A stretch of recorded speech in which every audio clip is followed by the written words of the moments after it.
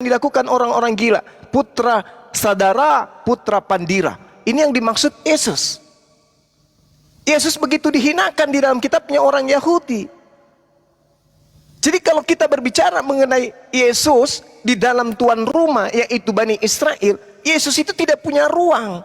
Di dalam kitab Zohar juga dikatakan begini, kematian Yesus adalah bagai matinya seekor hewan, lalu ia dikubur di dalam kubangan kotoran, tempat bangkai anjing dan keledai. Begitu juga dengan kuburan putra-putri Esau, orang-orang Kristen, dan putra-putri Ismail, orang-orang Turki. Ini di dalam kitab Zohar itu dijelaskan seperti itu. Maka Al-Quran datang mensucikan tuduhan orang-orang Yahudi terhadap Nabi Isa yang begitu keji. Jadi tidak ada hubungannya sebenarnya dengan materi kita ini, Pak. Ini tidak ada hubungannya. Nah, sekarang permasalahannya adalah Yohanes 6 nomor 40. Barang siapa yang melihat anak, orang Kristen di sini tidak ikut. Tolong Anda arahkan pikiran Anda untuk memahami itu. Yang kedua, ketika saudara mengatakan waspadalah kepada nabi palsu, Anda mengatakan itu bukan Paulus, tapi tengok, perhatikan, pengikut Pauluslah yang memenuhi kemudian nubuatan Yesus ini. Dari buahnya kamu bisa melihat dia. Jadi orang Yahudi melihat kalian Kristen hari ini, kalian ditertawakan. Di dalam kitab kalian sendiri mengatakan, dari buahnya, dari ajarannya nabi palsu itu bisa kamu lihat. Tanda-tandanya, lihat pengikutnya. Bagaimana pengikutnya? Memanggil Yesus Tuhan. Siapa itu? Kristen kan? Bermujizat pakai nama Yesus. Siapa itu? Kristen kan? Pak dokter sendiri selalu mengusir saya dengan mengatakan, dalam nama Yesus. Ini, Anda mau kemana? Tanda-tanda itu ada sama Pak dokter. Kenapa? Karena Pak dokter mengikuti keinginan Paulus sang nabi palsu. Yesus menerangkan kepada pengikutnya, waspadalah terhadap nabi palsu. Kisah Pewarta 13 nomor 1. Di Antioquia ada beberapa nabi, di antaranya adalah Nabi Saulus. Saulus itu nabi. Pada saat dia membunuh murid-murid Yesus, statusnya sudah nabi. Bahkan dia mengaku status kerasulannya dipilih sejak ia dalam rahim. Jadi Pak dokter tidak bisa kemana-mana. Anda itu adalah buah dari pengajaran nabi palsu. Jelas sekali kok. Kalau ditanya, oh tidak Bang Suma. Kenapa? Kami ini melakukan kehendak Bapak. Saya tanya, atas kehendak siapa Anda menyembah Yesus? Bapak? Bukan. Atas kehendak siapa Anda ibadah hari Minggu? Elohim? Bukan. Atas kehendak siapa Anda makan babi? Elohim? Bukan. Atas kehendak siapa Anda tidak bersunat? Elohim? Bukan. Semua kehendak Bapak tidak Anda lakukan. Semua yang Anda lakukan bukan kehendak Bapak. Dan ending daripada itu semua, Anda membuahkan buah-buah yang dimaksud. Memanggil Yesus sebagai Tuhan, bermujizat pakai nama Yesus, meramal pakai nama Yesus, bermujizat pakai nama Yesus. Kurang apa lagi? Kurang apa lagi? Oh, saya tidak diusir. Apa alasannya Anda tidak diusir oleh Yesus? Karena saya melakukan kehendak Bapak. Mana kehendak Bapak yang Anda lakukan? Menyembah Yesus.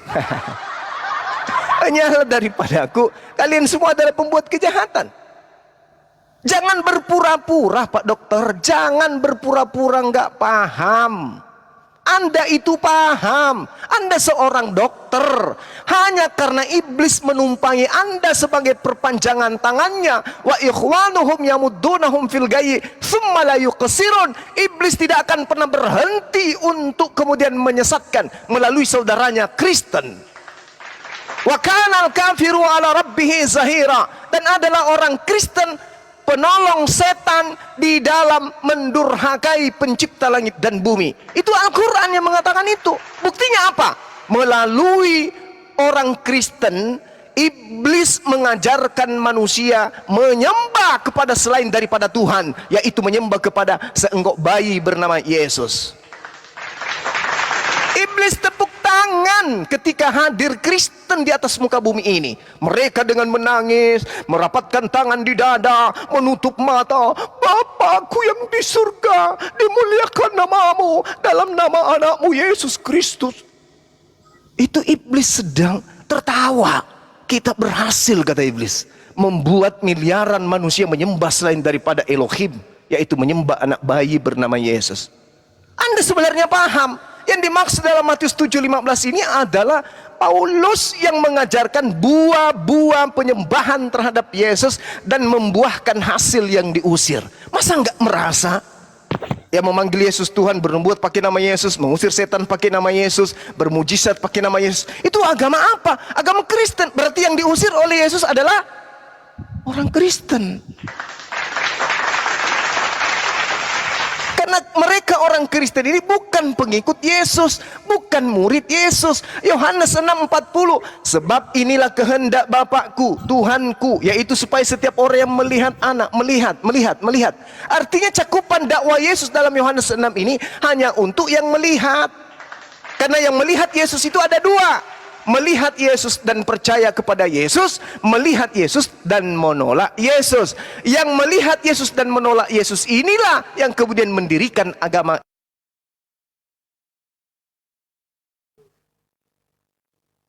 Kena report Bang Suma.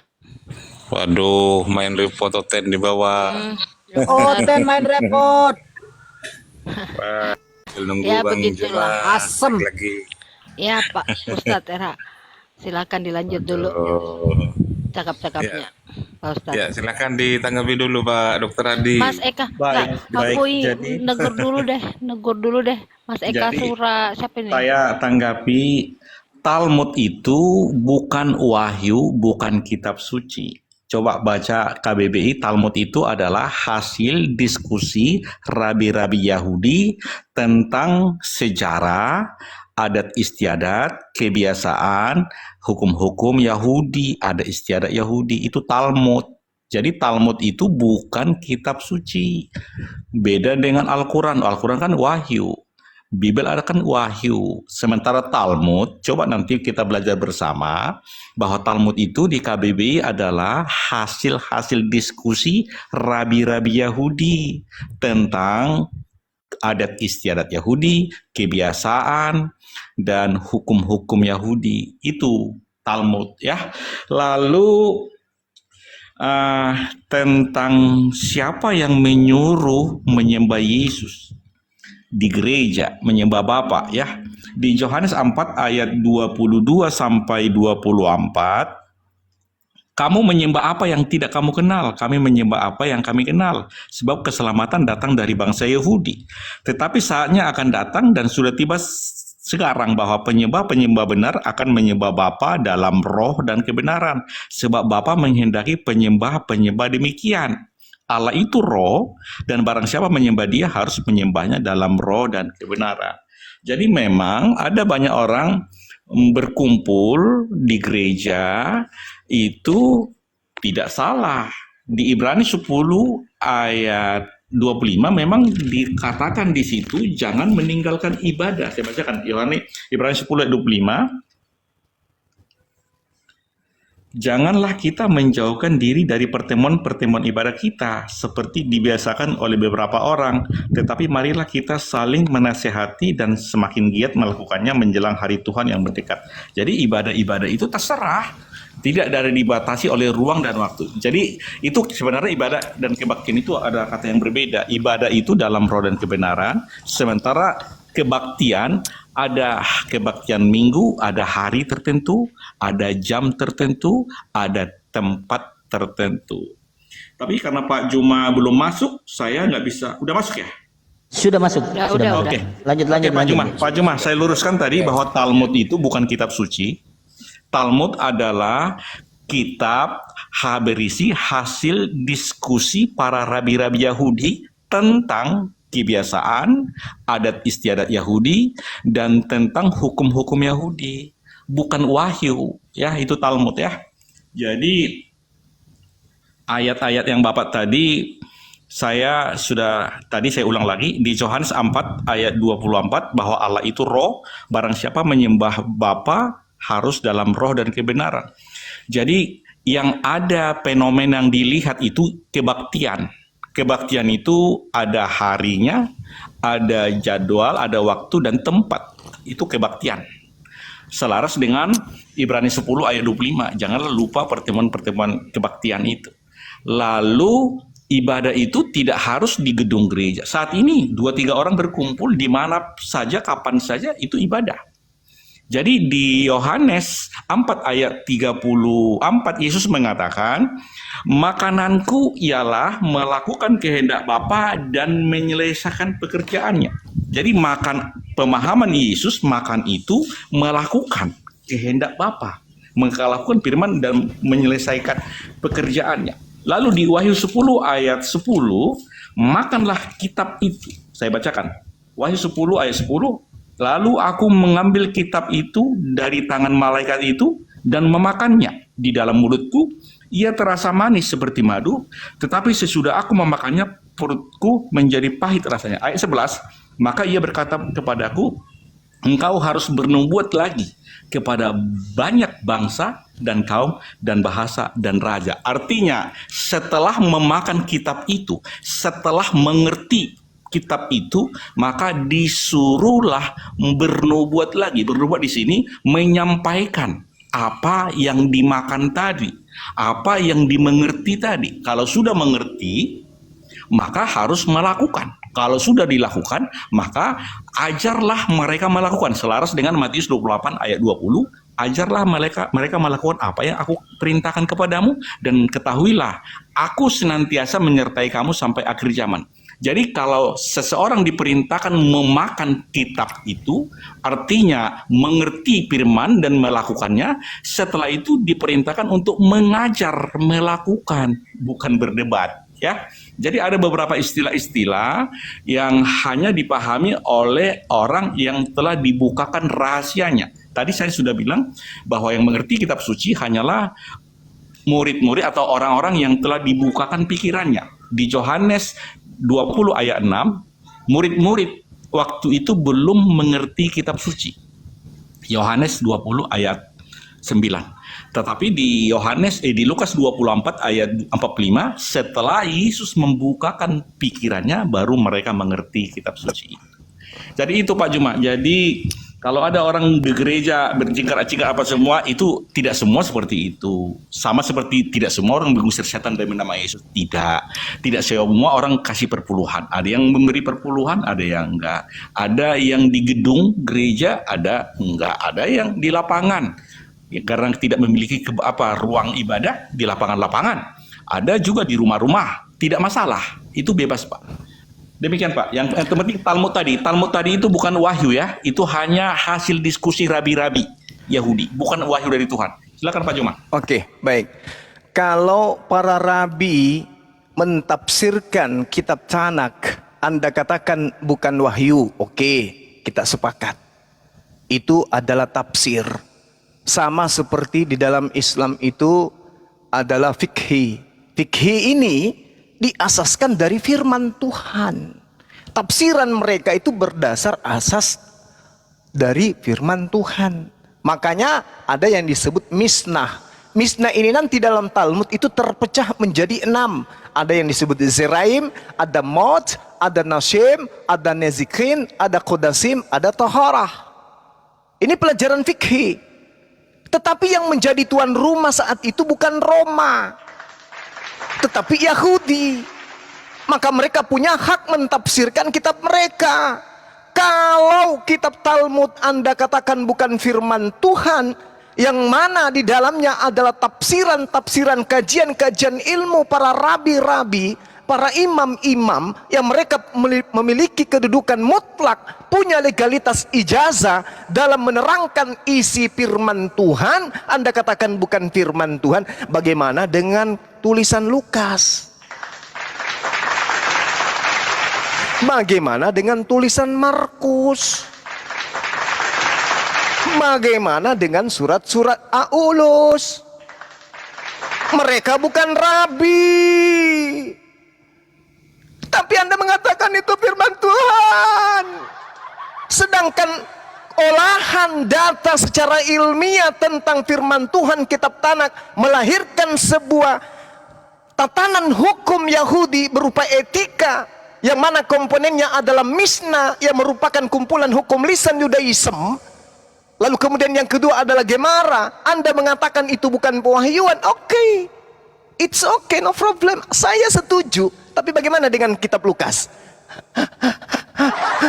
Bagaimana dengan surah-surah Paulus? Mereka bukan rabi, mereka bukan nabi. Jangankan nabi, rabi aja kagak. Kenapa Anda imani tulisannya sebagai firman Tuhan? Kapan Tuhan datang berfirman kepada Lukas? Itu nggak usah Anda jawab sekarang, karena Anda akan oleng nanti. Sekarang pertanyaan saya, kita tiktokan aja. Atas kehendak siapa? Ingat komponen daripada pengajaran Yesus kepada muridnya yang asli, bukan yang nyamar-nyamar kayak kalian. Oke? Saya tanya kepada saudara, ketika Yesus mengatakan, bukan setiap orang yang memanggil aku Tuan. Ingat, ada dua golongan orang yang memanggil Yesus Tuan, yaitu orang Yahudi dan orang Roma. Orang Yahudi dan orang Romawi. Saya ulang lagi, ada dua kelompok manusia yang memanggil Yesus Tuan. Yang pertama orang Yahudi, yang kedua orang Romawi. Pak dokter ini pengikut orang Romawi. Pertanyaan saya, atas kehendak siapa orang Romawi, pengikut agama Roma, Katolik ini, Kristen Katolik, yang muncul belakangan, turun ke bawah sampai ke Mesianik, atas kehendak siapa Anda menyembah Yesus? Jawab. Baik, yang saya tahu tidak ada Kristen Katolik di Bible, ya, tidak ada tertulis. Jadi kita diskusi sesuai yang tertulis, Pak Juma. Jangan Anda pungkiri, agama tertua di dalam penyembahan terhadap Yesus itu adalah agama Katolik. Jangan gengsi mengaku itu. Oke? Katolik atau Ortodoks? Katolik, Siapa tertua? Ortodoks, Omprotoks, saya tidak peduli. Yang penting mereka bukan Yahudi. Pertanyaan saya, Pak Dokter, atas kehendak siapa Anda menyembah Yesus? Jawab. Jadi saya kan bukan Katolik. Tidak perlu bawa-bawa Katolik, Anda kan menyembah Yesus. Pertanyaan saya, Ya. atas kehendak siapa Anda menyembah anak Maria? Jawab. Jadi Yesus Kristus adalah Allah yang benar. Saya 1 tidak tanya Yohanes itu 5. loh, Pak Dokter. Karena Yang Yesus saya Allah tanya, yang benar, maka dialah saya sembah. Yang saya tanya, atas kehendak siapa? Saya tidak tanya Yesus itu siapa. Saya tanya, atas kehendak siapa ente menyembah anak orang? Jawab. Atas kehendak Yesus sendiri. Di mana Yesus perintahkan sembah aku? Yesus mengatakan Allah itu roh, Bapa itu Saya roh. tidak tanya itu, yang saya tanya, di mana Yesus memerintahkan sembah aku? Ingat, Matius 28 nomor 20. Dan ajarlah mereka melakukan semua yang kuperintahkan kepadamu. Mana perintah Yesus untuk menyembah dirinya? Jawab. Perintah Yesus adalah bahwa Bapa dan Yesus satu. Saya tidak tanya itu, yang saya tanya, ingat, ciri-ciri nabi palsu itu adalah memanggil aku Tuhan, tidak melakukan kehendak Bapa. Kalau Anda merasa diri Anda bukan yang diusir oleh Yesus, Anda keciduk menyembah anak orang. Pertanyaan saya, atas kehendak Bapa yang mana? Bapa yang di Antioquia atau Bapa yang ada di surga yang mengajarkan Anda untuk menyembah Yesus? Jawab. Pernyataan saya bahwa Matius 7 ayat 21-23 itu pemahaman yang salah, Pak Juma. Terserah. Pertanyaan saya sederhana, Pak Dokter. Di sini kita berbeda. Atas kehendak siapa Anda menyembah anak Maria? Jawab. Anak Maria itu adalah Allah yang benar. Saya tidak tanya siapa anak Maria itu. Yang saya tanya, Yesus. atas kehendak. Anda ngerti tidak? Atas kehendak siapa? Atas kemauan siapa? Sampai-sampai Anda yang bertitel dokter mau-maunya menyembah manusia. Atas kehendak siapa itu? Ya kehendak Tuhan. Dia Di mengaku mana bahwa dia Tuhan? Tuhan. Di mana Tuhan Wahyu Elohim 1, memerintahkan Wahyu 1 kemudian ayat untuk 8, menyembah Yesus makhluknya, Kristus ciptaannya, yang Maha utusannya, Kuasa. anaknya? Tunjukkan dalilnya. Wahyu 1 ayat 8, Yesus Kristus adalah yang Maha Kuasa. Saya tidak tanya itu Yesus itu siapa. Kalau Yesus adalah Saya yang Maha tidak Kuasa, tanya Yesus itu siapa sebentar. dan bagaimana. Yang saya tanya, atas keinginan siapa, atas kehendak siapa. Karena Yesus menjadikan sayembara buah-buah nabi palsu itu tidak melakukan kehendak Bapa yang ada di langit. Pertanyaan saya, atas kehendak siapa Anda menyembah anak orang? Firman Tuhan berkata bahwa Yesus Kristus adalah Allah yang benar. Saya Karena tidak tanya Yesus Kristus itu adalah Allah yang siapa, benar, Pak maka Dokter. hanya dialah yang Saya bisa disembah. tidak tanya Yesus itu siapa. Pertanyaan saya, atas kehendak siapa Anda menyembah sepupu sekalinya Yohanes? Jawab. Saya sudah katakan saya menyembah Yesus atas perintah Yesus. Di mana Yesus mengatakan sembahlah aku? Saya sudah katakan, Yesus adalah Allah yang benar. Saya tidak tanya Yesus itu siapa. Karena Yang saya Yesus tanya adalah di Allah mana yang dan benar. siapa yang mengajarkan Anda Karena menyembah Yesus sepupunya adalah Yohanes. Allah yang benar, Yesus adalah satu-satunya Allah yang benar. Saya maka tidak dialah yang tanya saya Yesus sembah. itu siapa. Karena Yesus tidak memberikan syarat itu. Dari buahnya kau mengenal mereka. Dari buahnya kamu akan tahu. Bukan setiap orang yang memanggil aku Tuhan, Tuhan akan masuk ke dalam kerajaan langit. Melainkan dia yang melakukan kehendak Tuhanku yang ada di langit. Pertanyaan saya, atas kehendak siapa Pak Dokter menyembah saudaranya Yudas? Jawab. Saya sudah jawab, tapi Bapak ngotot. Saya Mana sudah jawabannya? jawab. Saya sudah ketahui, Yesus sendiri memerintahkan saya. Di mana dalilnya Yesus mengatakan sembahlah aku? Di mana? Di dalam Kejadian 1 sampai Wahyu ada di situ tertulis belum bahwa lahir, Yesus belum. adalah satu-satunya Allah yang benar. Karena Yesus adalah satu-satunya yang benar, maka Yesus wajib disembah. Itu jawaban Iya, saya. itu iman buta ente yang saya tanya, kecuali Terserah. melainkan Pak kehendak Juma, Tuhanku saya yang ada sudah di jawab. langit, Pak Dokter. Langit itu Pertanyaan beda. saya, mana perintahnya, baik itu dari Elohim atau dari Yesus, agar orang Romawi mengajarkan menyembah sepupunya atau saudaranya Yakobus? Silakan. Saya sudah jawab, cuma Pak Juma nggak ngerti. Saya sudah Mana bilang, jawaban ente Saya lari sudah kemana-mana? bilang, Jadi dalam kitab sembahlah. Kejadian 1 sampai kitab Wahyu, ini jawaban Allah. orang keteteran. Allah itu roh. Ala itu roh. Saya Maka tidak peduli. menyembah dalam Anaknya roh dan Maria itu kebenaran. bukan roh. Anaknya Yesus Maria itu- itu daging, Pak Dokter. Yang saya Ya, tanya, itu atas waktu kehendak turun. siapa? Atas Saya- kehendak siapa? Saya sudah jawab. Anda Jawaban saya belum menyembah saya anak jawab. tirinya Sudah Bapak Yusuf. potong. Oke, boleh saya jawab tanpa dipotong? Anda menjawabnya ngolor ngidul. Yang saya Belum tanya, selesai, dengarkan aku pertanyaan jawab. saya. Dengarkan. Siap. Atas kehendak siapa Anda menyembah anak tirinya Yusuf? Silakan. Baik, saya jawab, jangan dipotong ya. Baik, saya menyembah Yesus karena Yesus menyatakan dirinya bahwa dialah Allah yang benar. Karena, Jangan dipotong, bukan karena. jangan dipotong. Saya tidak mau. Pak Juma, Saya jangan tidak dipotong. tanya kenapa jawabannya karena. Maunya Anda itu menjawab sesuai dengan narasi Yesus. Anda harus mengatakan, saya menyembah Yesus atas kehendak bla bla bla bla. Dalilnya di sini. Roma 10 nomor 9. Barang siapa yang berkata dengan mulutnya bahwa Yesus itu adalah Tuhan, dan apa yang dikatakan itu diimani, dipercayai sepenuh hati, maka dia akan diselamatkan. Katakan dengan jujur seperti itu. Jangan kemana-mana. Roma 14 nomor 9. Untuk itulah anak Maria mati supaya dia bangkit untuk menjadi Tuhan bagi Pak Dokter. Jawab dengan jujur bahwa yang menghendaki Anda menyembah Yesus itu adalah Nabi palsu Paulus. Jangan kemana-mana. Masa saya Saya ngajarin, belum Pak Dokter? jawab, sudah dipotong. Oke, itu jawaban dua kunci jawaban yang sudah benar.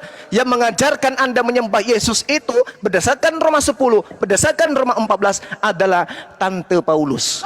Bukan Sekarang itu, terserah itu- Anda. itu Apakah bukan Anda mau itu. jujur mengakui Jawaban itu saya atau bukan tidak? itu. Itu bukan jawaban saya. Itu jawaban Pak Juma sendiri. Loh, itu dalilnya kayak begitu. Untuk Iya, itulah Yesus mati. bukan Dengar. itu Untuk jawaban itulah saya. Yesus mati. Dengar. Untuk itulah Yesus mati agar dia menjadi Tuhan untuk orang Kristen. Roma 14 nomor 9. Kenapa Anda tidak mau menggunakan jawaban itu? Itu kunci jawabannya. Malu. Malu. Malu kalau ternyata terbukti nabi palsu itu adalah Paulus. Malu. Malu ya? Malu. Malu ya Pak Dokter? Pertanyaan saya, atas kehendak siapa orang Kristen menyembah adiknya Yakobus, anak tirinya Yusuf? Atas kehendak siapa? Apa jawabannya? Hah? Halo, mana dia? Guru dah. Hah? Kamu.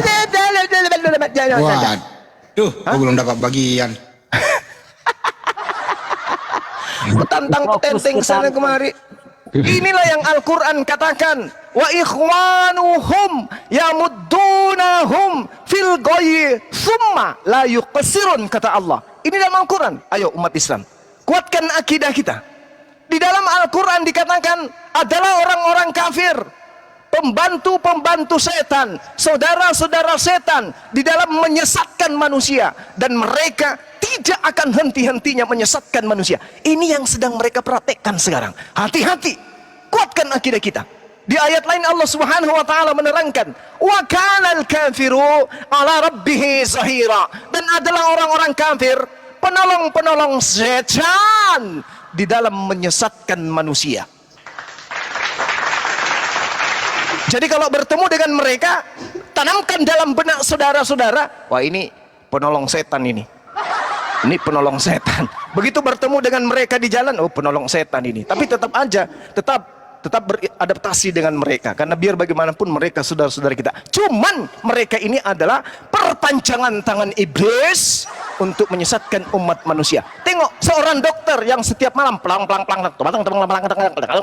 bahkan dia berulang-ulang mengusir saya dengan mengatakan, dalam nama Yesus, dalam nama Yesus. Begitu ditanya malah hari ini, atas kehendak siapa Anda menyembah anak tirinya Yusuf? Kabur. Kabur dia. Memalukan. Jadi pesan saya, saudara-saudaraku sekalian, yang awam Islam, yang awam Bible, yang awam Al-Quran, tanamkan akidah bahwa di luar Islam, iblis bekerja melalui mereka untuk menyesatkan kita umat Islam. Umat Islam ini adalah sasarannya iblis untuk disesatkan dengan berbagai macam kendaraan senjata yang iblis pakai. Sama seperti terutama menggunakan orang-orang kafir yang ada di sekeliling kita. Itu adalah senjata tertajam yang iblis pakai untuk menyesatkan kita. Pahami itu. Itulah gunanya kenapa para apologet Islam ini lahir. Ada saudara Arif, ada Api Riau, ada Filipus Kristus, ada Bang Handi, dan semuanya, ada Bang Ferry dan semua yang tak bisa disebutkan satu-satu. Mereka ini adalah tameng semua untuk menjaga kalian semua. Mereka ini adalah pejuang-pejuang akidah untuk menjaga supaya iblis itu tidak masuk merasuki kita, karena iblis ada di sekeliling kita. Minal jinnati wan nas. Oke, saya rasa begitu sebagai penutup dari saya. Yang pastinya seorang dokter lari terberak-berak, beraknya keluar dari kuping, dari hidung, dari mulut, dari anusnya juga. Disebabkan karena dia malu. Nanti di sana tuh dia akan berkata, waduh saya kok nggak bisa menjawab. Iblisnya akan membisikkan, tenang aja dokter, Bang Suma itu tidak paham Bible. Yang punya Bible kan kamu kan dokter. Dia itu cuman pintar nyomot-nyomot data saja. Kamu itu benar, dia yang tidak paham Bible, karena dalam dirinya tidak ada roh kudus. Padahal yang membisikkan itu adalah iblis. Oke, saudara-saudaraku, saya nyimak, silakan antum lanjutkan. Ya, saya nyimak di sini sambil beristirahat. Dulu ada di bawah ada predik, Iya. di bawah juga mau naik Kristen. Iya, silakan. Silakan Bang. Sallu ala Nabi. Silakan Pak Injil. Bang Messi kan juga Kristen, Bang Andi. Oh iya, silakan. Pak Predik sebentar ya, Anda di bawah dulu bentar. Silakan Pak. Messi, selamat siang, Bang Messi. Selamat siang. Langsung topiknya Pak Arif, topiknya tadi.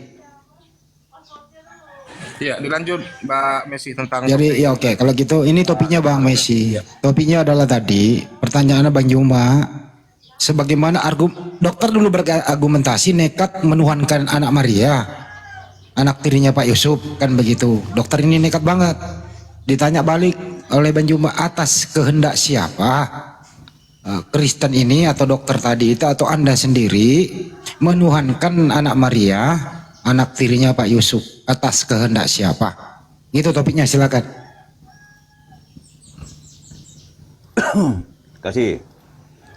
Jadi soal Yesus disebut sebagai Tuhan itu bukan kehendak siapa, karena memang sejak awal dia adalah logos Allah itu sendiri, Pak Suma. Ini Anda selalu melupakan ayat di Yohanes 1, itu masalahnya di situ. Nah, kemudian teruskan ya, Pak saya Juma. dengar tadi misalnya, Iya, boleh. Kalau ada yang banyak mau sekali masuk, saya dengar silakan. tadi masalah Matius 7:21 sampai 23. Saya kira Pak Suma di situ salah paham dengan ayat itu. Nah kemudian selalu menuduh Paulus ini rasul palsu, padahal di dalam Kisah Para Rasul 9 sudah ditegaskan Pak Dokter tadi bahwa di situ ada kesaksian Ananias juga yang menyatakan bahwa Paulus ini diutus Allah, Yesus untuk mengabarkan Injil kepada bangsa lain. Dan kemudian di Roma 14 ayat 9 tadi Pak Suma juga mengangkat itu, padahal di Kisah Para Rasul Roma 14:9 Bang, Roma 14:9. Iya, Roma 14:9 juga sama dengan pernyataan Rasul Petrus di Kisah Para Rasul 2 ayat 36. Lalu apa yang selalu dituduhkan kepada Paulus ini, dasarnya apa gitu loh? Silakan. Saya tanya Pak, atas kehendak siapa Bapak menyembah Yesus? Ada jawaban? Kalau tidak ada, izinkan yang lain yang lebih paham Bible untuk diskusi dengan saya. Gini Pak Suma, gini. Tidak ada itu namanya kehendak di situ, karena apa? Yesus itu memang Allah gitu loh. Yesus Makanya mengatakan apa Pak? Yesus mengatakan apa? Saya mengatakan tadi bahwa di Yohanes 1 itu firman itu adalah Allah. Jadi kenapa harus punya kehendak lagi yang menuhankan Yesus ini? Kan sudah tegas dikatakan di situ, firman itu adalah Allah gitu loh, yang menjadi manusia. Tetapi karena Anda selalu memahami Yesus dalam Alkitab itu berdasar konteks Al-Quran, makanya seolah-olah Yesus ini ciptaan. Di situ masalahnya Pak Suma. Oke, saya ulang lagi pertanyaan saya. Atas kehendak siapa Anda menyembah anak Maria? Tidak perlu kehendak siapa, karena memang anak Maria itu adalah firman Allah yang turun ke dalam dunia. Itu sebagai ucapan manusia. Anda kan? Itu jawaban Bukan. Anda kan? Tapi Yesus mengatakan apa Pak? Yesus mengatakan apa? Orientasinya kita itu ke Yesus Pak, bukan gereja, bukan doktrin, bukan pembodohan Pak. Yesus mengatakan bahwasanya apapun yang terjadi, dipanggil dia Tuhan atau tidak, orang itu harus berlaku sesuai dengan kehendak Bapa, bukan kehendak yang lain. Bukankah data sudah jelas diterangkan demikian? Bukan setiap orang yang berseru kepadaku Tuhan, Tuhan akan masuk ke dalam kerajaan langit, melainkan dia yang melakukan kehendak Bapakku. Itu masih kurang. Itu datanya kurang menurut saudara. Itu harus dihapus atau gimana? Kehendak Bapakku yang harus berlaku Pak. Di dalam bahasa Yunaninya dikatakan kata kehendak di sana telema. Telema itu adalah instruksi, penekanan sungguh-sungguh akan dalih yang Tuhan berikan kepada nabinya. Apa yang dikatakan? Kehendak. Jadi harus berdasarkan kehendak Tuhanku, kata Yesus. Tidak boleh yang lain. Sedangkan Anda menyembah Yesus itu atas kehendak siapa? Atas kehendak Paulus. Kenapa Anda tidak jujur mengakui itu? Nah, sedangkan pernyataan Yesus sangat jelas, bukan setiap orang yang berseru kepadaku Tuhan, Tuhan akan masuk ke dalam kerajaan langit, melainkan dia yang melakukan kehendak Tuhanku yang ada di langit. Bukan saya yang berbicara demikian, Yesus yang mengatakan demikian. Konon katanya yang mau selamat harus percaya kepada Yesus. Kenapa Anda tidak percaya kepada Yesus ketika Anda ingin selamat? Harus percaya. Maka tuntunan, aturan, ketetapan, ketentuan, hukum-hukum, perintah dan larangan harus berpangku kepada perintah Tuhan, kehendak Tuhan. Mana kehendak Tuhan agar Kristen menyembah saudaranya Yakobus? Mana dalilnya? Ada. Makasih. Silakan. Gini Pak Suma. Gini, saya kira kita harus memahami dulu apa makna dari Matius 7:21 itu sampai 23. Dikatakan di situ, bukan setiap orang yang memanggil aku Kurios akan masuk ke dalam kerajaan surga, tetapi mereka yang melakukan kehendak Bapakku.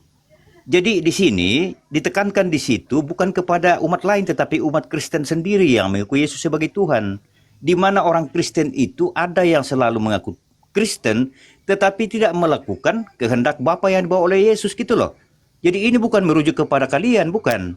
Tetapi orang Kristen sendiri, di dalam tubuh iman Kristen sendiri, yang dimaksud ayat ini. Makanya dikatakan tidak semua orang atau bukan setiap orang yang berseru kepada aku Tuhan, Tuhan, akan masuk ke dalam kerajaan surga, melainkan mereka yang melakukan kehendak Bapakku. Nah, kehendak Bapa itu apa? Itulah yang diajarkan Yesus di dalam dunia sebagai sang firman. Makanya di Yohanes 6 ayat 38 Yesus mengatakan, Aku telah turun dari surga bukan untuk melakukan kehendakku, tetapi untuk melakukan kehendak Dia yang mengutus aku. Itulah Allah, itulah kehendak Allah. Gitu loh Pak Suma. Jadi harus pahami di situ konteksnya. Bukan untuk kalian di sini, tapi untuk kalangan Kristen sendiri yang mengaku Kristen di mulut, tetapi tidak melakukan ajaran Yesus. Gitu loh. Bukan untuk kalian ini. Demikian. Iya, saya tidak pernah mengaku ini untuk Islam. Ini untuk Yahudi. Jangan ngadi-ngadi Anda mengatakan itu untuk Kristen. Itu memalukan sekali. Yesus tidak pernah bersentuhan dengan Kristen. Kristen itu adalah agama yang lahir di tengah-tengah Roma, Yunani. Kristen agama yang didirikan oleh Kekaisaran Katolik, Kekaisaran Roma. Itulah agama tertua nyembah Yesus. Agama tertua paling tertua menyembah anak orang itu adalah agama Katolik yang Anda teruskan sekarang. Itu bukan agama Yahudi. Di dalam Matius 7 ini Pak, Yesus berkumpul dengan murid-muridnya orang bersunat yang tidak makan babi, yang ibadah hari Minggu, nyembah kepada Elohim. Bukan orang Roma ini. Murid-murid Yesus orang bersunat, tidak makan babi. Mereka tidak menajiskan dengan makanan-makanannya orang Katolik, orang Roma. Waspadalah kepada nabi-nabi palsu yang datang kepadamu. Mu di sini adalah Bani Israel. Nanti Paulus datang kepada mereka tuh, nyamar sebagai domba dia itu. Baca di kitab saudara tuh, apa yang dikatakan kemudian oleh Paulus ketika dia menyamar di 1 Korintus 9 nomor 20. Demikianlah bagi orang Yahudi, aku menjadi seperti orang Yahudi supaya aku memenangkan orang-orang Yahudi. Bagi orang-orang yang hidup di bawah hukum Taurat, aku menjadi seperti orang yang hidup di bawah hukum Taurat, meskipun aku sendiri tidak hidup di bawah hukum Taurat, supaya aku dapat memenangkan mereka yang hidup di bawah hukum Taurat. Ini bukti bahwa yang datang kepada murid-murid Yesus itu adalah Paulus yang nyamar-nyamar sebagai pengikut Taurat, padahal dia bukan pengikut Taurat. Ini dalil Pak, 1 Korintus 9 nomor 20. Sekali-kali dialog itu pakai akal. Lalu kemudian ketika dikatakan dari buahnya, wahai muridku Bani Israel, akan muncul pengikut nabi palsu, dan dari buahnya kau akan melihat dia. Apa itu buahnya? Kamu tengok aja. Kalau dia memanggil aku Tuhan, bernubuat pakai namaku, bermujizat pakai namaku, mengusir setan pakai namaku, tapi semua implementasi rutinitas keagamaannya bukan kehendak Bapa. Nyembah Yesus bukan kehendak Elohim. Ibadah Minggu bukan kehendak Elohim. Natalan bukan kehendak Elohim. Makan babi bukan kehendak Elohim. Tidak bersunat bukan kehendak Elohim. Kurang apa lagi? Siapa golongan ini? Dari buahnya kau bisa melihat. Ya buahnya cuman Kristen. Hindu nggak manggil Yesus Tuhan. Buddha tidak begitu juga, apalagi Islam. Hanya satu agama di luar Yahudi, di luar agamanya Yesus, yang membawa-bawa nama Yesus, yang berdumuat pakai nama Yesus, bermujizat mengusir setan nama Yesus, hanya Karasteng. Lalu Anda mau berdalih apa? Anda ingin mengatakan saya nggak paham Bible? Oh, sorry lah, dek. Saya belum pernah ketemu dengan pendeta yang paham Bible, yang bisa menjabarkan kemudian Bible. Banyak, termasuk Anda mungkin. Tapi untuk memahami Bible itu tidak. Kenapa? Karena mereka menggunakan iman. Iman yang mereka pakai, bukan akal. Jadi sentuhan akal dan sentuhan iman itu dimensinya beda Pak, ketika berbicara mengenai kitab atau buku yang kita anggap suci. Begitu juga Al-Quran. Al-Quran, pendekatan akal dan pendekatan iman itu berbeda. Begitu juga kepada Bible ini, pendekatan iman dan pendekatan akal berbeda. Hebatnya Al-Quran, ketika kita menelaah Al-Quran dengan pendekatan akal dan pendekatan iman, klop. Tapi kalau berbicara mengenai Bible, antara pendekatan akal dan pendekatan iman itu menolak satu sama lain. Tolong bantu saya untuk memahamkan kepada anak bangsa bahwa yang diusir di sini adalah orang-orang Kristen. Atau kalau Anda mengatakan bukan orang Kristen Bang Suma, ayo mari kita kaji. Dari aspek mananya Anda mengatakan bukan Kristen yang diusir di sini? Dari aspek apa? Oh, karena umat Islam bermujizat pakai nama Yesus. Mana ada Pak? Hanya orang Kristen nih. Pada hari terakhir banyak orang akan berseru kepadaku, Tuhan, Tuhan, bukankah kami sepanjang hidup menggunakan namamu, mengusir setan, bermujizat, mengadakan tanda-tanda nubuah demi namamu juga. Pada waktu itulah aku akan berterus terang kepada mereka, aku tidak pernah mengenal kamu. Ya memang, sejak kapan Yesus mengaku diutus untuk orang Roma, untuk orang Belanda, untuk orang Indonesia? Tidak pernah. Aku tidak mengenal kamu, enyahlah daripadaku, kamu sekalian adalah pembuat kejahatan. Matius 13:50, pembuat kejahatan dilemparkan ke dalam api neraka yang menyala-nyala. Lalu silakan Anda bela iman Anda, silakan Pak. Makasih Pak. Silakan. Gini Pak Suma, saya kira konteks dari Matius 7:15 di atas itu adalah peringatan kepada orang-orang percaya bahwa hati-hatilah terhadap nabi-nabi palsu atau guru-guru palsu yang datang kepadamu, yang berlaku seperti nabi tapi sesungguhnya mereka adalah nabi palsu gitu. Jadi ini bukan konteksnya merujuk ke satu orang, karena di situ jamak nabi-nabi palsu. Ya, jadi konteks daripada serigala berbulu domba itu adalah sebuah majas yang menunjukkan bahwa ini adalah orang jahat tetapi mengaku-ngaku baik. Tetapi konteksnya bukan satu orang, ini untuk banyak orang. Nah, Anda tadi langsung menuduh kepada Paulus. Itu satu poin pertama. Yang kedua, di Matius 7 ayat 21 saya sudah jelaskan tadi bahwa itu untuk orang-orang yang mengaku Kristen. Di mana di situ dipisahkan antara yang hanya di mulut mengaku Yesus Tuhan, tetapi perbuatannya jauh dari ajaran Yesus. Nah, yang kedua itu ada yang menyebut Yesus Tuhan tetapi selalu dalam iman Kristennya gitu.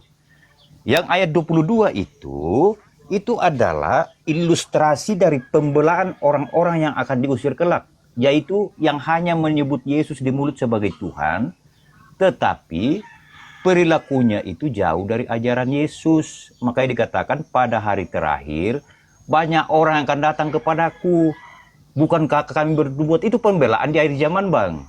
Tetapi jawab Yesus di akhir zaman nanti bahwa aku tidak mengenal engkau. Jadi bukan pada saat itu Yesus berbicara, tapi ini konteksnya di akhir zaman nanti. Gitu Bang ya. Yang kedua, soal Kristen itu harus Anda tahu bahwa Kristen itu sejak Yesus itu mengajar, lalu ada pengikutnya, itulah sebenarnya disebut Kristen atau pengikut Kristus dari kata Kristianos. Akan tetapi penyebutan itu baru dilakukan di Kisah Para Rasul 11 pada saat para murid ada di Antioquia. Jadi namanya Kristen itu memang sejak Yesus itu ada pengikutnya, itu disebut Kristen. Tetapi penyebutannya itu baru ada di Kisah Para Rasul 2 ayat 11 ayat 26. Itu loh Bang. Kalau Anda mau memahami makna dari Kristen itu sendiri, ya cobalah dipahami secara bahasa gitu loh. Gitu Bang. Pertama kali disebut Kristen itu pengikut Paulus Pak di Antioquia, bukan pengikut Yesus. Na'udzubillah, summa na'udzubillah, pengikut Yesus makan babi, tidak bersunat. Jangan ngadi-ngadi Pak, memalukan jemaat yang lain. Pengikut Yesus itu najis, hukumnya dipanggil Kristen. Pengikut Kristen itu artinya pengikut Kristus. Paulus itu yang ada di Antioquia, murid-muridnya pada tahun pertama disebut Kristen. 1 Korintus 11 nomor 1, jadilah teladanku sebab aku juga adalah Kristus. Itu pengakuan Paulus. Dalam original teksnya kalau diterjemahkan dengan jujur bunyinya itu seperti itu. Makanya Paulus selalu mengatakan, jadilah teladanku, ikutilah teladanku, ikutilah aku. Itu kata Paulus. Maka Kristen ini adalah pengikut Paulus. Di dalam Galatia 1 nomor 15 nomor 16 dia mengaku, aku diutus kepada orang-orang yang tidak bersunat. Yesus diutus kepada orang-orang bersunat. Galatia 2 nomor 8, Petrus diutus kepada Yahudi, aku Paulus diutus untuk non-Yahudi. Petrus diutus untuk orang bersunat, Paulus diutus bukan untuk orang yang tidak bersunat. Berarti yang mendirikan agama Anda adalah orang yang diutus bagi orang-orang yang tidak bersunat. Siapa itu? Paulus. Jangan mengaku Kristen itu pengikut Yesus. Najis tralala tralili. Orang Kristen tak bisa masuk ke Yerusalem, tak bisa masuk ke dalam bait suci, nggak bisa, haram hukumnya. Orang pemakan babi, pemakan binatang-binatang menjijikkan, orang yang tidak bersunat, yang tidak mandi junub masuk ke dalam sinagoge, nggak boleh. Yesaya 52 nomor 1, Yehezkiel 44 nomor 9. Haram hukumnya orang Kristen masuk ke tempat sucinya orang Yahudi. Jadi jangan Anda mengatakan Kristen adalah pengikut Yesus. Nanti ditertawakan Pak sama orang Yahudi, ditertawakan sama umat Islam. Kristen itu agama komunitas yang dibentuk oleh Paulus, yang nantinya ajaran Paulusnya dibukukan, dibekukan, dijadikan sebagai bundel, lalu dijadikan sebagai kitab suci oleh Kekaisaran Roma. Muncullah Katolik, pecahannya nanti Protestan, Advent, apalagi Kolombia. Banyak pokoknya sekte-sekte itu, ada ribuan sekte Kristen yang muncul nanti belakangan. Nah itu yang pertama. Selamat Kemudian siang yang kedua. semua. Selamat siang. Siap. Ini juga Yang ada kedua, nama dia. Bentar, diam dulu kan, jangan. Anda mengatakan tentang nabi-nabi palsu itu bukan satu orang. Memang betul. Dengan Lukas diakui rasul, dengan Markus diakui rasul, dengan Petrus diakui rasul, dengan Matius diakui rasul, dengan Yohanes diakui rasul. Mereka itu adalah nabi-nabi. Istilah rasul itu muncul di Al-Quran, tidak ada di dalam Bible. Itu cuma diambil di terjemahan Indonesia. Ketika orang itu rasul, maka dia otomatis nabi. Rasul itu S1, nabi itu SMA. Seorang rasul wajib hukumnya jadi nabi dulu. Itu konsep nabi, itu konsep rasul. Jadi kalau mengambil istilah rasul, harus mendudukkan perkara itu pada tempatnya. Nabi adalah orang yang menerima wahyu untuk dirinya. Rasul adalah nabi yang menerima wahyu untuk dirinya dan untuk umatnya. Host. Kami nggak butuh perlindungannya. Jadi kalau Anda mengatakan nabi-nabi palsu itu bukan satu orang, memang banyak. Lukas, Markus, Redik diam dulu, Yohanes. Ya, penulis-penulis kitab ini termasuk Paulus. Itu adalah nabi-nabi palsunya. Makanya di antara mereka tak ada yang mati baik, semuanya mati mengenaskan. Kenapa? Karena nubuatannya dalam Ulangan 18 nomor 19-20, seorang nabi palsu yang berkata tentang sesuatu yang bukan dari aku, dia harus mati. Coba lihat para penulis kitab Anda, ada yang mati bagus, semuanya mati mengenaskan. Yang ketiga, terakhir, Kristen yang diusir. Memang betul. Bukan Kristen sebagian, tapi seluruhnya. Semua yang menyembah Yesus, semua yang ibadah minggu, semua yang makan babi, seluruhnya tak ada disisakan.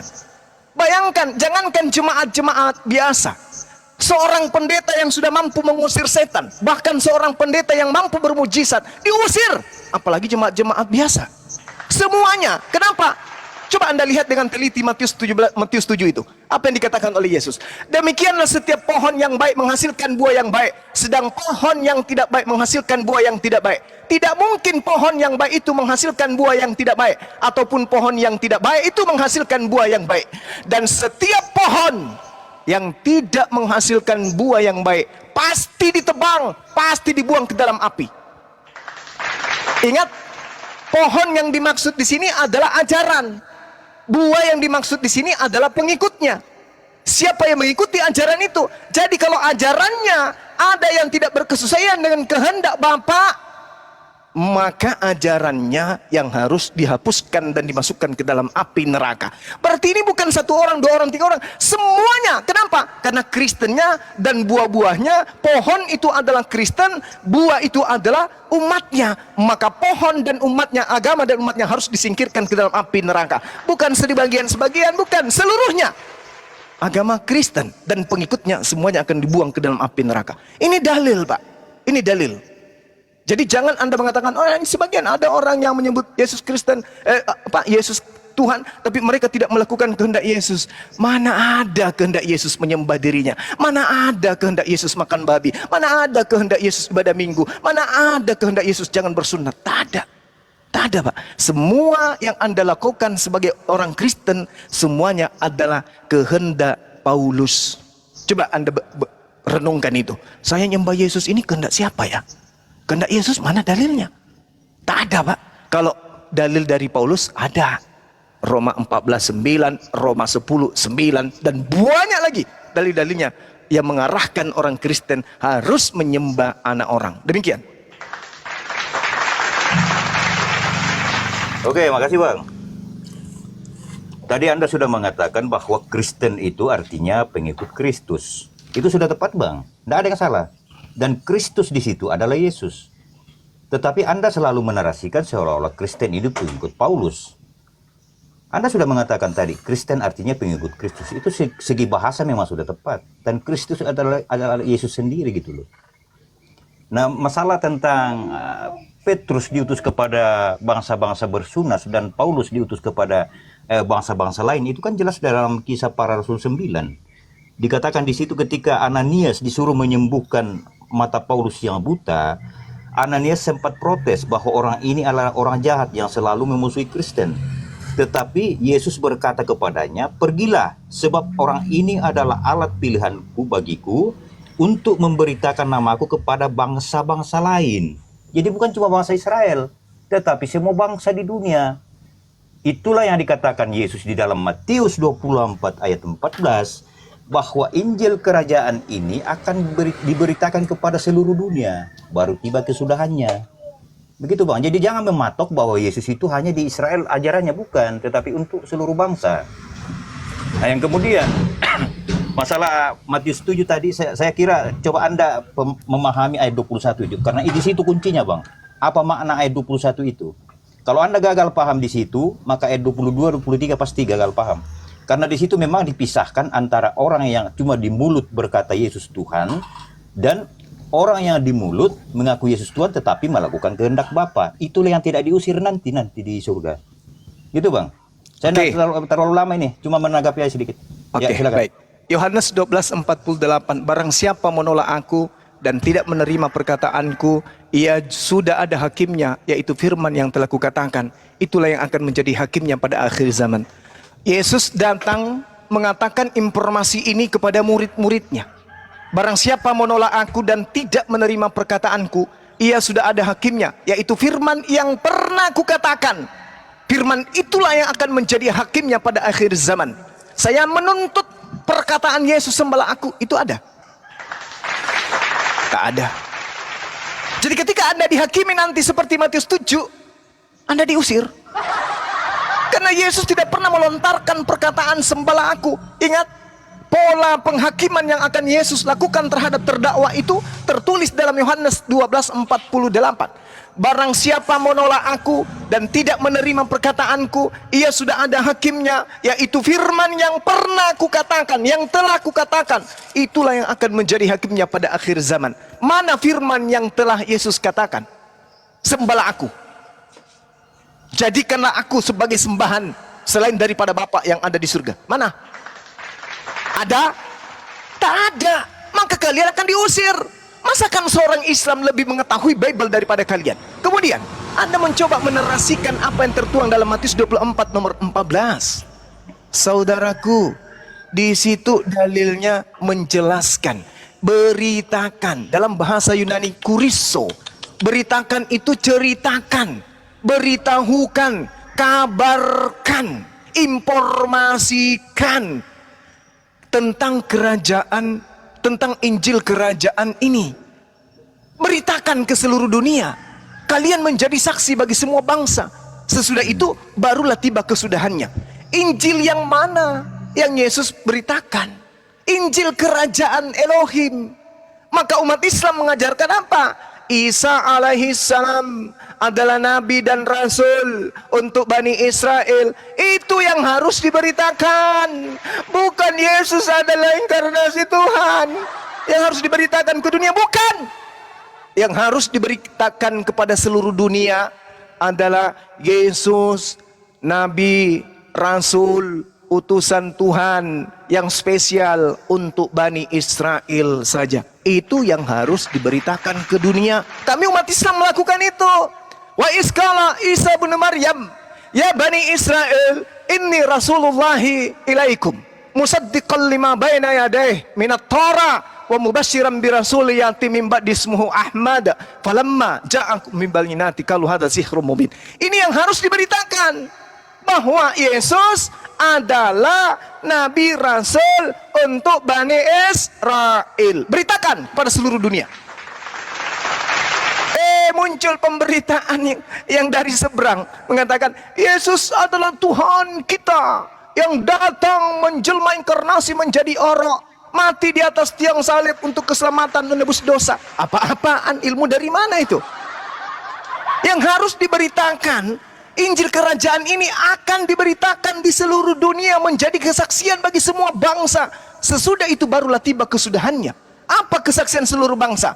Orang-orang harus mengetahui, tidak seperti pengetahuan orang Yahudi yang mengatakan Yesus itu anak haram, Yesus itu adalah hasil zina dari pantera dengan mamanya Maria. Jangan, bukan itu yang diberitakan. Tapi yang diberitakan adalah Yesus Nabiullah, Yesus Rasulullah ila Bani Israel.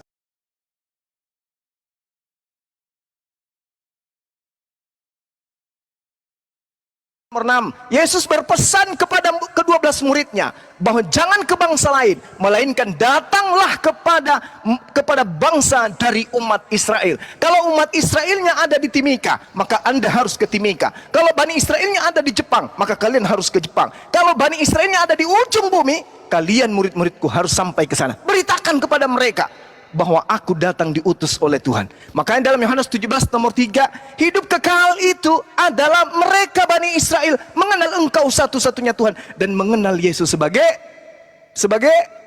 Utusan Tuhan. Tuhan. Ini yang harus diberitakan sampai penjuru bumi. Jangan berita-berita kosong dari nabi palsu. Demikian. Makasih Bang. Sama-sama. Gini, Anda selalu menarasikan bahwa menuntut ayat yang mengatakan Yesus harus disembah. Anda harus tahu bahwa Yesus datang dalam dunia ini bukan untuk disembah, tetapi datang sebagai penebus dosa, sebagai manusia. Makanya dikatakan hamba. Anda harus tahu bahwa di Yohanes 1 ayat 1 sudah dikatakan di situ bahwa firman itu adalah Allah, itulah yang menjadi manusia.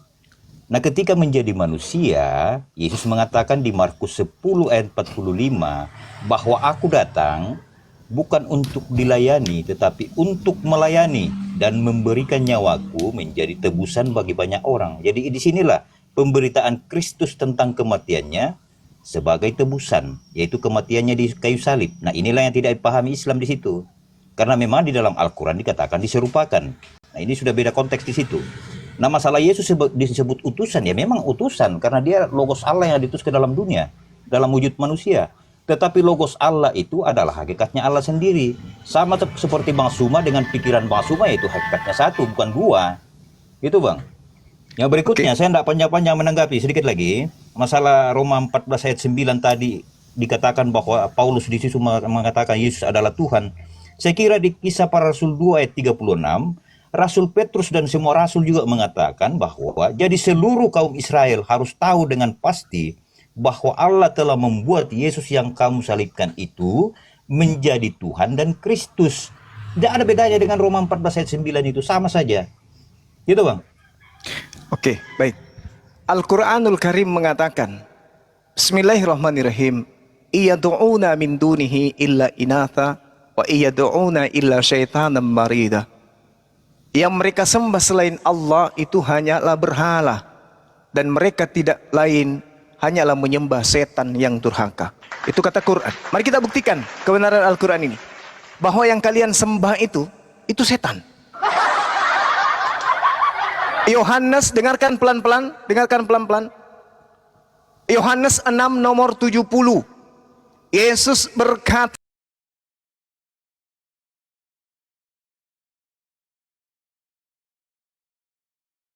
yang 12 orang ini, dan satu di antaramu adalah setan. Wa iyad'una illa syaitanan marida. Dan tidak lain yang mereka sembah orang-orang kafir itu hanyalah setan yang durhaka.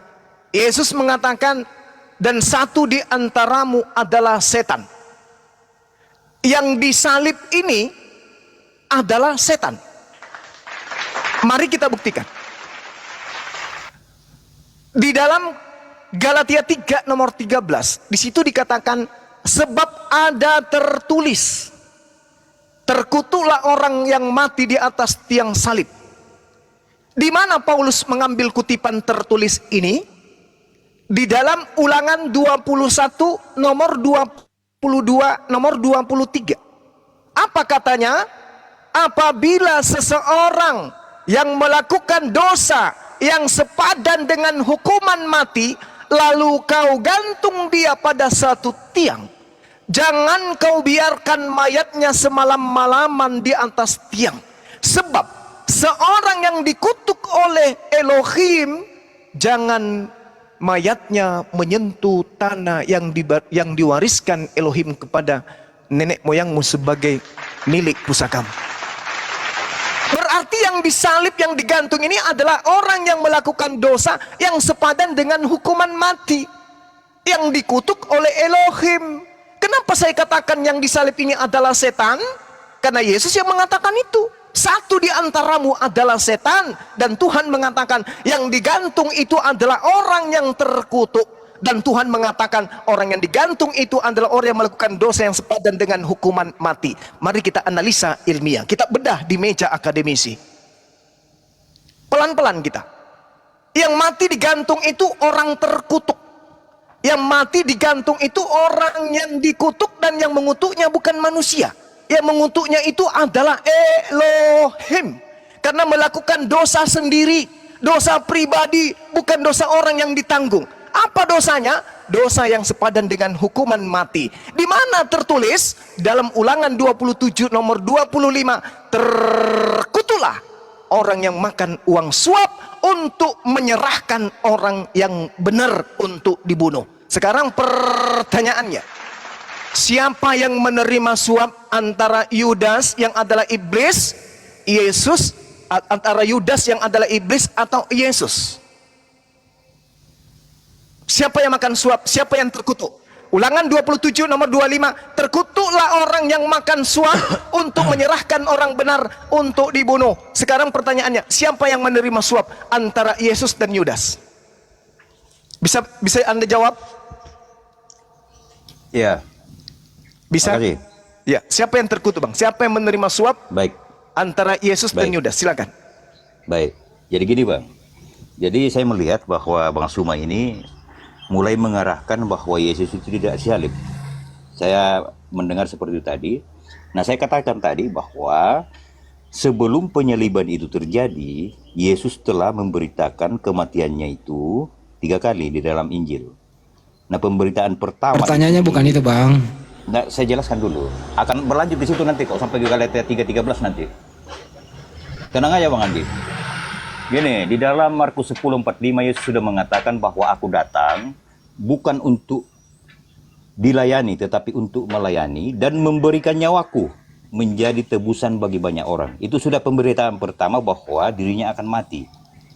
Nah, yang kedua, Anda tadi mengutip bahwa Galatia 3:13 Yesus terkutuk. Mestinya Anda pahami kalimat-kalimat di dalam ayat itu. Dikatakan di situ bahwa Kristus telah menebus kita dari kutuk hukum Taurat dengan jalan menjadi kutuk karena kita. Itu bukan berarti Yesus terkutuk di situ, tetapi yang disebut terkutuk itu adalah orang yang melakukan kesalahan lalu digantung sesuai dengan Ulangan 21 yang Anda baca tadi. Makanya Rasul Paulus mengatakan sebab ada tertulis, gitu loh. Nah, apakah Yesus terkutuk? Ya tidak.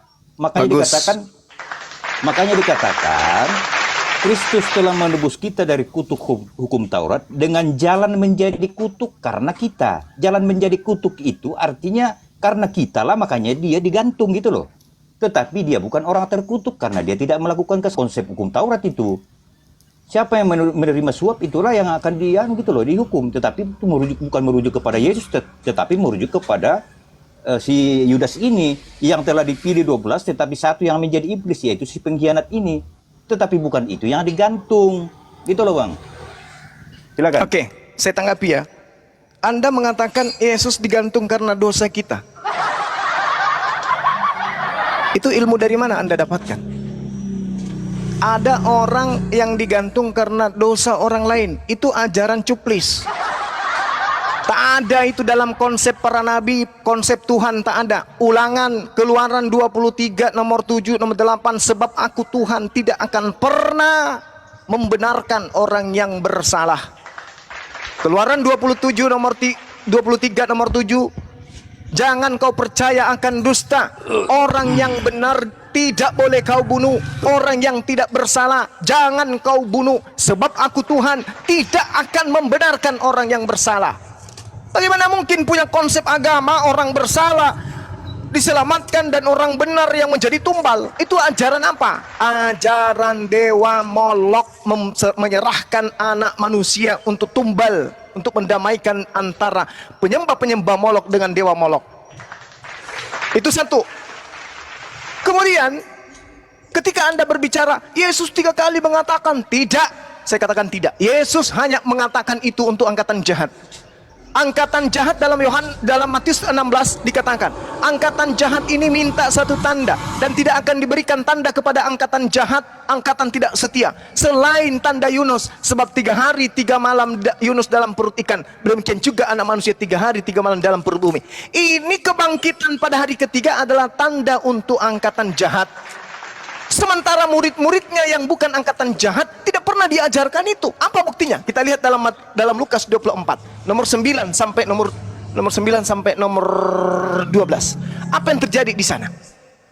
Setelah mereka kembali dari kubur, mereka menceritakan semua itu kepada ke-12 murid, ke-11 murid, dan kepada semua saudara yang lain, bahwa mayat sudah tidak ada di dalam kubur. Hilang mayat itu.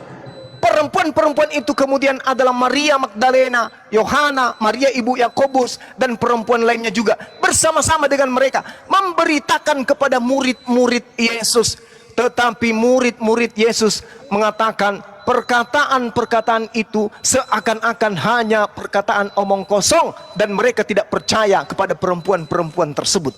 Artinya ketika perempuan itu mengatakan yang di dalam kubur itu bangkit, Pak, mereka murid-murid tidak percaya. Mereka murid-murid mengatakan itu semuanya adalah omong kosong. Berarti Yesus tidak pernah mengajarkan mereka.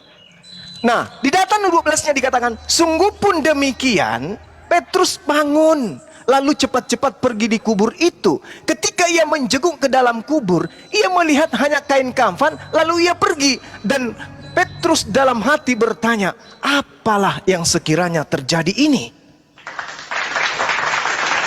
Menandakan Petrus in the gang tidak pernah diajarkan bangkit pada hari ketiga. Yang diajarkan bangkit pada hari ketiga hanya angkatan jahat. Angkatan jahat ini minta satu tanda dan tidak diberikan satu tanda apapun kecuali tanda Yunus, sebab 3 hari dalam perut ikan, demikian juga anak manusia 3 hari dalam perut bumi. Mereka percaya itu, sampai Kristen pun percaya. Berarti Kristen ini adalah golongan angkatan jahat. Murid-muridnya tidak percaya. Tidak percaya, omong kosong itu. Artinya Yesus tak pernah mengajarkan mereka. Mereka tidak pernah diajarkan bangkit pada hari ketiga. Angkatan jahat aja yang diberikan tanda. Angkatan jahat yang percaya, Kristen percaya. Kemudian berbicara mengenai dosa yang tadi. Kalau Anda sudah mengakui bahwa Yesus tidak punya dosa, sementara di dalam kitabnya orang Yahudi, Ulangan 27, terkutuklah orang yang menerima suap untuk membunuh seseorang yang tidak bersalah, dan seluruh bangsa itu harus berkata haleluya, amin, halilintar. Semua orang harus mengatakan itu. Terkutuklah orang yang menerima suap untuk membunuh seseorang yang bersalah. Siapa yang terkutuk? Yudas. Kenapa Yudas terkutuk? Karena dia menyerahkan Yesus yang tidak bersalah. Apa yang terjadi kemudian? Apa yang terjadi? Apakah kemudian yang mati ini adalah Yesus atau Yudas? Yang mati ini adalah orang yang terkutuk. Kenapa? Karena dia makan uang suap, bukan Yesus. Maka yang mati di atas tiang salib itu adalah setan. Kenapa setan? Karena Yudas. Loh, kok Yudas setan? Yes, karena Yesus mengatakan bahwa aku yang memilih engkau yang 12, tapi satu di antaramu adalah setan. Apa buktinya? Setan masuk merasuki Yudas. Setannya masuk merasuki Yudas. Berarti di dalam diri Yudas ada setan. Setan mati di salib, tergantung. Dan itu yang Anda sembah. Berarti Al-Quran benar. Al-Quran mengatakan iya do'una min dunihi illa inatha wa iya do'una illa syaitanam marida. Yang mereka sembah hanyalah setan yang durhaka, setan yang terkutuk. Yudas yang kalian sembah selama 2000 tahun. Demikian. Oke, makasih Bang.